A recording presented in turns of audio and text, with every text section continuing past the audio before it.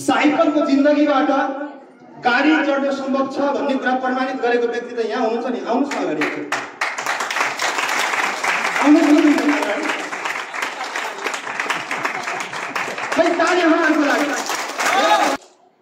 तपाईँ निन्द्रामा हुनुहुन्छ, एकचोटि बिउदिनुहोस्।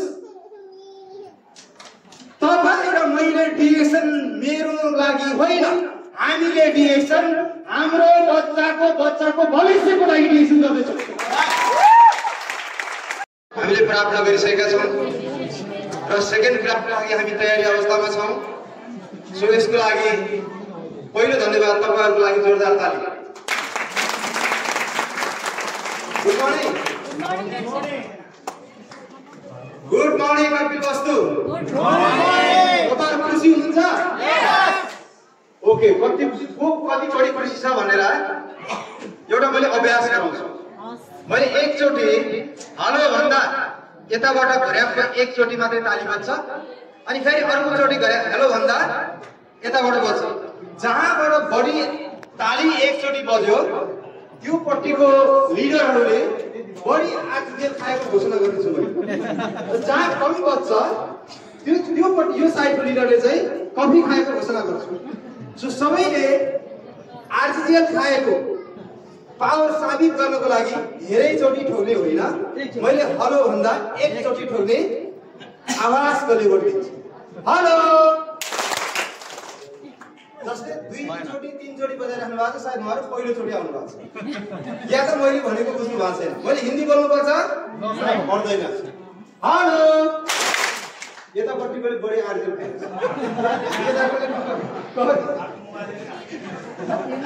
हेलो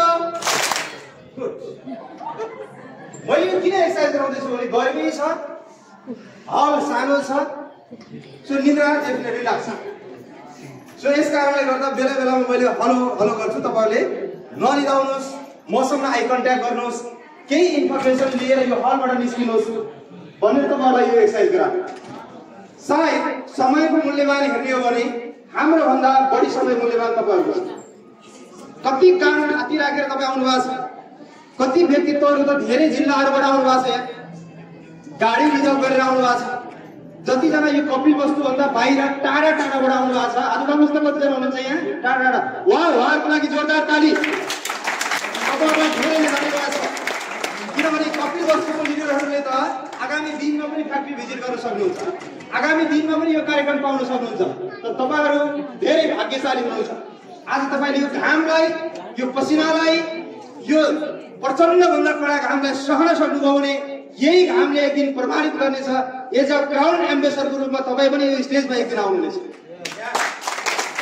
त्यसको लागि तपाईँले यो घाम पसिना सहँदै हुनुहुन्छ। आज सो आदरणीय व्यक्तित्व, यस स्टेजमा आमन्त्रित गेस्टहरू, डिएक्सन नेपालको country major Vijay Kumar sir र डिएक्सन नेपालको crown ambassador Savitri Sunuwar ma'am, DXN नेपालका क्राउन डायमन्ड हामी सबैका गुरु पुरानो मित्र नीलकुमार राईज्यू र डिएक्सन नेपालका क्राउन डायमन्ड कपल, म चाहिँ उहाँलाई रोल मोडेल कपल भन्छु। डिएक्सन इन्डस्ट्रीमा, डिएक्सन इतिहासमा साँच्चीकै यतिको मिलेको कपल हुने हो भने डिएक्सन नेपालले धेरै छलाङ ल्याउन सक्छ।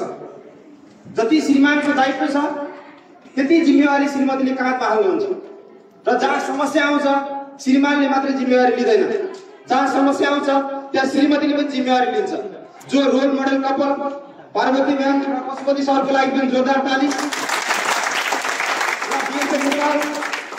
सायद आज जसरी हामीले फ्याक्ट्रीको उद्घाटन गर्यौँ, यो उद्घाटनका पछाडि धेरै धेरै धेरै कति यस्ता प्रचण्ड घाम होइन, कति चाहिँ पीडा काट्नु पर्यो, त्यो उहाँलाई केही अंश उहाँलाई पनि जान्छ। र आज उहाँहरूको कारणले गर्दाखेरि पनि यो आजको दिन सम्भव भएको छ। आदरणीय व्यक्तित्व राजु कामना डोटर र सुरेशहरूको लागि पनि जोरदार ताली। हामीलाई विश्वास छ, धेरै पुरानो लिडर श्याम गुरुङ सर, हजुरलाई पनि धेरै धन्यवाद छ।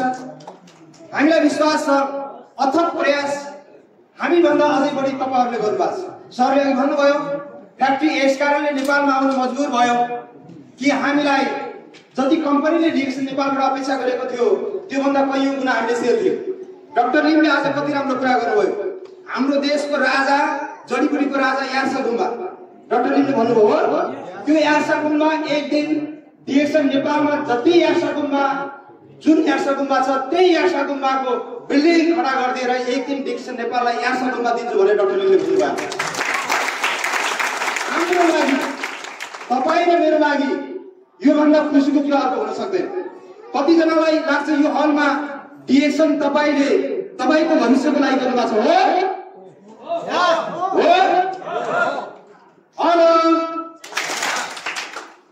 हेलो यता पनि आर्जेल खान्छ है, यता मात्रै खान्छ छैन। हेलो यहाँ पनि कम छैन। सो मैले भन्दैछु डिएक्सन तपाईले तपाईको भविष्यको लागि गर्दै हुनुहुन्छ हो?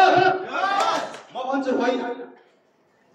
तपाईँ बिउजिनुहोस्, तपाईँ निन्द्रामा हुनुहुन्छ, एकचोटि बिउजिनुहोस्। तपाईँ र मैले डिएक्सन मेरो लागि होइन, हामीले डिएक्सन हाम्रो बच्चाको भविष्यको लागि डिएक्सन गर्दैछौँ। त्यो प्रमाण हो डिएक्सन फ्याक्ट्री। आज सायद त्यो इन्डस्ट्रीबाट धेरै मेसेज दिनु पर्ने थियो, तर समयको पाबन्दी अनुसार हामीले समय सटोल्यौँ र केही छुटेका मेसेज म फेरि यहाँबाट दिन चाहन्छु।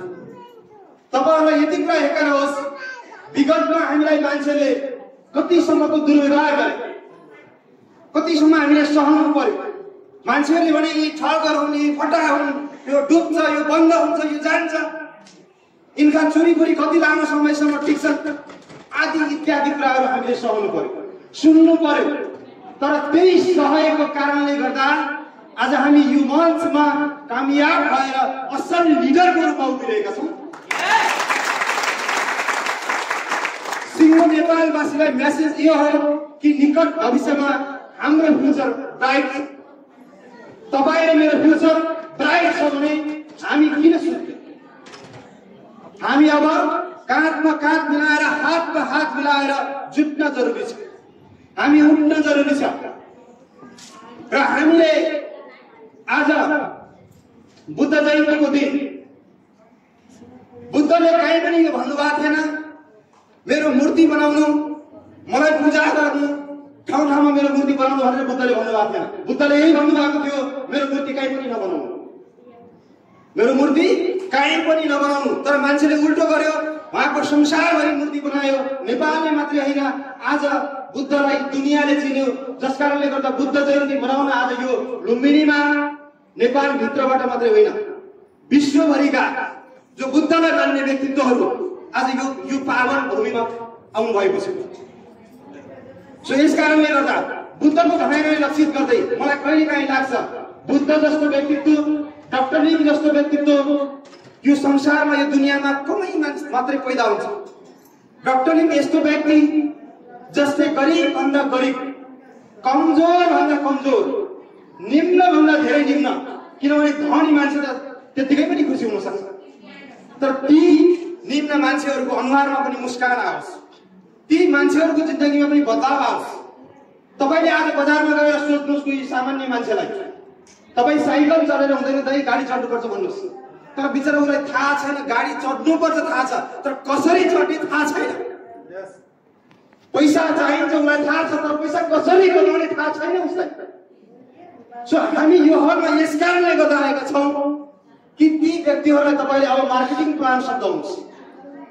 साइकलको जिन्दगीबाट गाडी चढ्न सम्भव छ भन्ने कुरा प्रमाणित गरेको व्यक्ति त यहाँ हुनुहुन्छ नि, आउनुहोस् न अगाडि।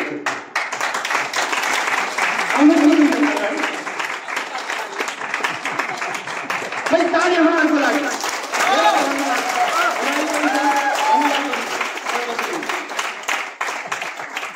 गाडी बढ्नु त साथमा तपाईँ पनि हुनुहुन्छ, हो म पनि छु।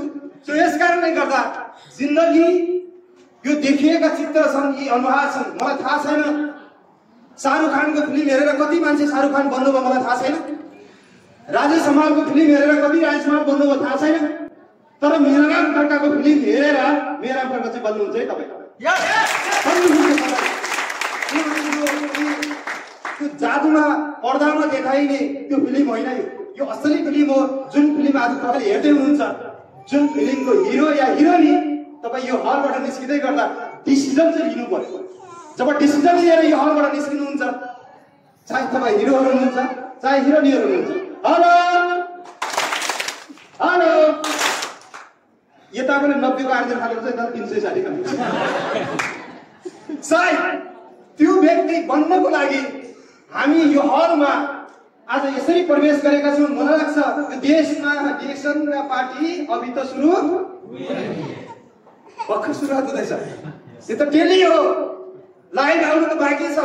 एक दिन हामीले यो देशमा यस्तो झल्को दिन्छौँ जहाँ आज पेरु, मङ्गोलिया, बोलिभिया जस्ता देशहरूले कार्यक्रम गर्नको लागि हल पाउँदैन। हल हुँदैन, खुल्ला आवाजमा गर्ने हो। पेरु र नेपालको जनसङ्ख्या उस्तै छ, करेन्सी थोरै प्लस माइनस छ, उस्तै छ। तर जुन देशले आज 80 करोड, 90 करोड, 100 करोडको टर्नओभर दिइरहेछ, नेपालले देखेको सपना त्यही हो। त्यही सेल्समा इन्टा थप्नको लागि तमाम तपाईँहरू आज यो हलमा हुनुहुन्छ। हामी त विगतदेखि आजसम्म रात दिन डिएक्सन मात्रै भनेर दौडेका व्यक्ति होइनौँ र? यो दिन ल्याउनको लागि दौडिएका होइनौँ र? सो यसमा तपाईँहरू पनि रात दिन यही हामीले गरे जस्तै व्यवहार तपाईँले गर्नुभयो र एउटा बनिरहेको घरमा इट्टा मात्रै थप्ने प्रयास गर्नुभयो भने यो घर निर्माण गर्नको लागि त्यति टाढा छैन, त्यति टाढा जानु पर्दैन। म तपाईँलाई भन्छु, डाइरेक्ट सेलिङ इन्डस्ट्रीमा एउटा मेसेज दिन्छु म तपाईँलाई। चाइनामा एउटा बाँस छ, चाइनामा एउटा बाँस छ जुन बाँस रोपेको पहिलो वर्षसम्म त्यसले कुनै पनि टुसा उमार्दैन, जस्तो रोप्यो त्यस्तै हुन्छ। दोस्रो वर्ष सेम, तेस्रो वर्ष सेम, चौथो वर्ष सेम। अचम्मको कुरा त के छ भने त्यो बाँस रोप्ने किसान कहिले पनि थाक्दैन। त तपाईँले म हुन्थ्यो भने यो बाँस कामै छैन, त्यसलाई फालेर अर्को रोप्ने, उसलाई फालेर अर्को रोप्ने, उसलाई फालेर अर्को रोप्ने। हाम्रो दिमागलाई स्थिरता हुँदैन, जसले गर्दा सायद हामीमा त्यो सहनशीलता हुन्थेन। तर चाइनाका व्यक्तिहरू यति सहनशील हुन्छन्, यति धैर्यवान हुन्छन्, यति बलवान हुन्छन् कि उसले 5औं वर्षमा बाँस यसरी उम्रिन्छ। उम्रिसकेपछि एकैपटकमा 15 फिट 20 फिट अग्लो भएर आउँछ। डाइरेक्ट सेलिङ यही हो, डिएक्सन यही हो। पहिलो वर्ष रिजल्ट आउँदै आउँदैन, दोस्रो वर्ष रिजल्ट आउँदै आउँदैन, तेस्रो वर्ष रिजल्ट आउँदै आउँदैन। केही होला कि जस्तो हुन्छ। अब तपाईँ बल्ल लिडर बन्ने जस्तो व्यक्तित्व बन्दै हुनुहुन्छ, मार्केटमा देखिनुहुन्छ, अनि तपाईँ अर्कोलाई डाहा हुन्छ, उसले भन्छ ए कहाँ डिएक्सन लिएर त्यहाँ 3 वर्षमा नभएको तपाईँ हाम्रोमा 1 महिनामा हुन्छ भनिदिन्छ। अनि लोभमा फस्छ मान्छे, लालचमा फस्छ, अनि यता बनाइरहेको सिस्टमलाई भित्ता बङ्ग पारेर अर्को कम्पनी रोज्छ, जिन्दगी बर्बाद बनाउँछ। अब यो मान्छे घरमा घाटको हुन्छ, उसले अब बजारमा कार्ड देखाउँछ, म डिएक्सन मेम्बर हो नि, म त डायमन्ड हो नि। एकपटक सोच्नुहोस्, तपाईँको हैसियत जस्तो उसको हैसियत छैन। ऊ खुट्टाले हिँडिरहेछ, तपाईँ बाइकमा हिँड्नुहुन्छ, तर त्यही खुट्टाले हिँडेको मान्छेको कुरा तपाईँ सुन्नुहुन्छ, तपाईँले जिन्दगी बर्बाद बनाउँदै हुनुहुन्छ। उसले दिन खोजेको सन्देश के हो भने त धनी हुन लागिस्, तँलाई म धनी हुन दिँदैन, तँलाई म जिन्दगीभरि गरिब बनाउँछु भनेर उसले त्यो मेसेज दिएको हामी बुझ्दैनौँ। यस कारणले गर्दा बजारमा यस्ता अपवाद फैलाउने व्यक्तिहरूको पछाडि लाग्ने होइन। तपाईँ साँच्चीकै सही ठाउँमा सही निर्णय लिनुहुन्छ भने यो डाइरेक्ट सेलिङ इन्डस्ट्रीमा सही निर्णय दिन सक्ने मान्छे, सही मेसेज दिन सक्ने मान्छे, जो डिएक्सनमा जोइन भएदेखि आजसम्म अहोरात्र खटे, 24 घण्टामा 24 घण्टा डिएक्सन मात्र दिमागमा हाले, डिएक्सन भन्दा फाल्टु कुरा भनेन, त्यही मान्छेको मात्रै सजेसन लिनुहोस्।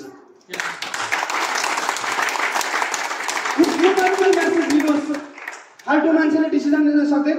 तपाईँ यो हलबाट आज बाहिर निस्किनुहुन्छ, मेयरराम खड्काले त तपाईँलाई केही समय मोटिभेट राख्छ, तर तपाईँ बाहिर निस्किनुहुन्छ, डिसिजन कसको लिनुहुन्छ? चटपटे बेच्ने दिदीको, पानीपुरीवालाको। तपाईँको सपनाको निर्णय, तपाईँको सपनाको डिसिजन त्यो पानीपुरीले दिन सक्छ? बेचारा त्यो दाइलाई थाहै छैन नि। तपाईँ सोध्नुहुन्छ आज मिटिङमा गएको सुटेड फुटेड भएका मान्छेहरू अग्लो अग्लो गोरो हेन्डसम पहाडिया आएर यस्तो जीवन परिवर्तन गरेको कुरा देखियो, तर उसले उसको बोली सुन्दा लाग्यो डिएक्सन गरौँ, दाइ म गर्ने कि नगर्ने भनेर सल्लाह लिनुहुन्छ उबाट। सल्लाह उबाट होइन, सल्लाह साइकलको जिन्दगीबाट सुरुवात गरेर काठ चढेको मान्छेको सल्लाह लिनुहोस्। सल्लाह यो मान्छेबाट लिनुहोस् जो डिएक्सनमा 15 वर्षको अवधिमा इतिहास रचिसकेको मेयरराम खड्काबाट लिनुहोस् सल्लाह। आज मान्छे किन फेल भइरहेछ? आज मान्छे असफल किन छ?